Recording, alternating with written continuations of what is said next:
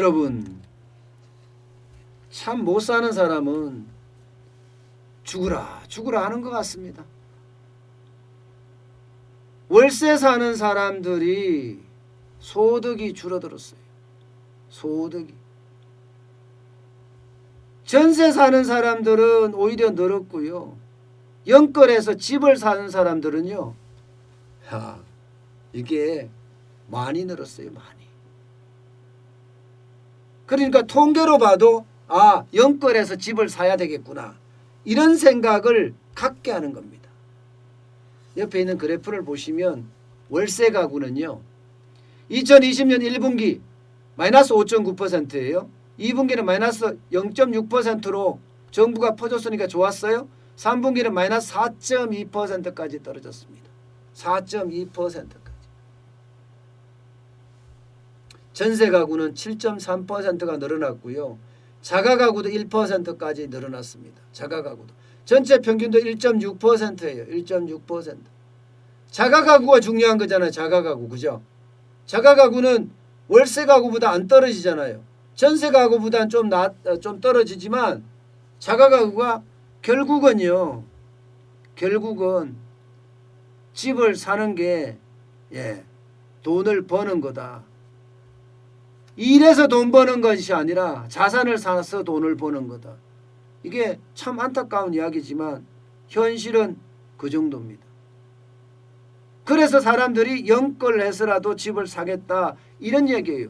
월세를 사는 것보다가 영끌해서 사겠다는 이야기 아니에요. 전세가 없으니까. 여러분 보시다시피 월세 가구만 나홀로 떨어지고 있습니다. 나홀로. 이렇게 계속 떨어지게 되면 여러분 결국 상황은 점점 심각해진다, 이런 얘기예요. 코로나19가 어려움이 계속되면 월세 가구는 팡 떨어졌지만 나머지가 오른다. 이러면요, 소폭이라도 올랐다는 이야기는 결국 돈이 없어서 월세살이로 몰리고 월세 때문에 돈을 못 모아서 결국은 월세를 탈출하지 못하는 악순환이 반복되고 있다. 이것을 그냥 보여주는 지표입니다. 보여주는 지표. 그러니까 못 사는 사람은 죽으라 한다는 게 바로 이거예요.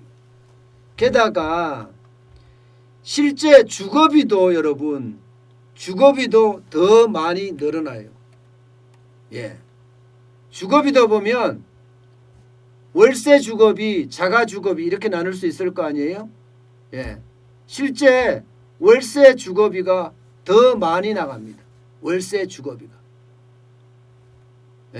자가 주거비는 오히려 줄어듭니다. 또 있습니다. 소득이 떨어지면 떨어질수록 주거비가 더 많다는 거예요.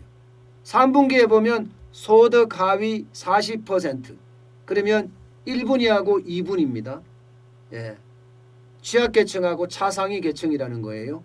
그러면 월 평균 그 주거비용이 1분위 같은 경우 95,500원입니다. 95,500원. 그리고 2분위는 96,379원이에요. 그런데 소득 상위 40%. 그러면 4분위 5분입니다. 여기는 월세가 4분위는 주거비가 4분위는 69,640원입니다. 줄어듭니다. 5분위도 84,061원입니다. 줄어듭니다. 참 웃기죠. 그런데 더 웃긴 건요. 더 웃긴 건 이거예요. 월평균 소득별로 보니까 이게 쉽게 말하면 자영업자들이 많은 쪽에는 이것도 줄어들더라. 이것도 줄어들. 도소매, 운수, 음식, 숙박업에 2020년 1분기에는 그나마 1.7% 상승이 있었지만 3분기에는 마이너스 0.4예요. 0.4. 출판, 금융, 부동산, 사업시설까지 보면 5.8% 늘고 있습니다. 쉽게 말하면 부동산으로 하면 돈 번다, 이런 이야기에 돈 번다. 영끌이라는 말은요, 영혼까지 끌어모아서 돈을 빌린다는 뜻입니다. 예, 영끌이라는 말은. 그런데 지금 결국은 자영업자들, 도소매나 운수나 숙박, 음식업에 종사하는 사람들은 월 평균 소득도 낮을 뿐만 아니라 주거비도 많이 들어간다. 이런 이야기잖아요. 결국 여러분 이게 앞으로도 영끌에서 갈 수밖에 없다는 지표라는 겁니다. 이것뿐만이 아닙니다. 이것뿐만이. 예.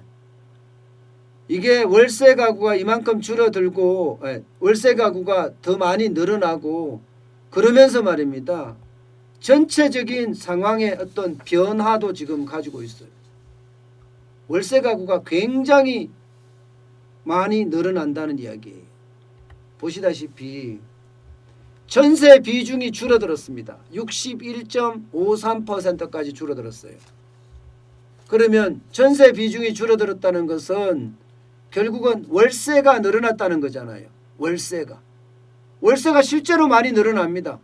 월세가. 그중에서도 반전세 있잖아요. 반전세.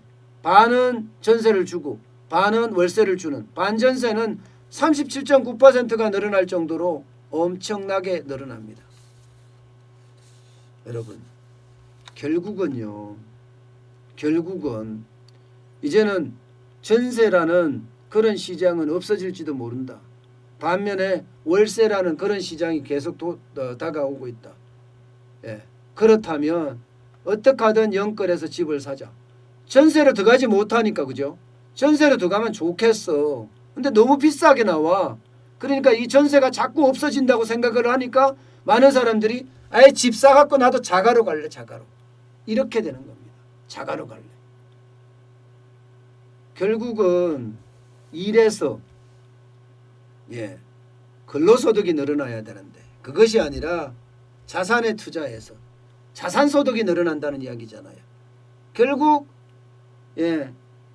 근로소득의 어떤 주도가 돼서 성장하는 것이 아니라 자산주도의 성장이 지금 일어나고 있다. 이런 이야기입니다. 참 안타깝네요. 그죠? 참 안타까워요. 대한민국의 부동산 정책의 실패가 지금 시장의 판도도 바꿔놓을 뿐만 아니라 우리 서민들의 아픔도 더 크게 하는 것 아니냐. 저는 그렇게 생각합니다.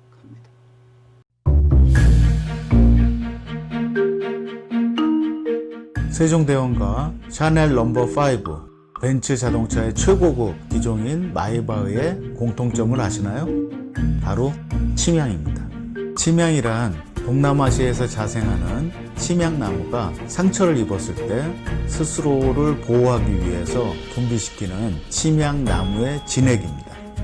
진침향은 태국산 침향과 러시아산 녹용, 그리고 국산 홍삼, 백봉령, 산수유, 당귀, 숙지향, 꿀로 이루어진 침향환으로 만성 피로나 또 스트레스, 기력이 저하된 직장인분들, 또 수험생들, 연세 드신 어르신분들이 드시면 좋은 환입니다. 진침향 여러분들께 자신있게 권해드립니다.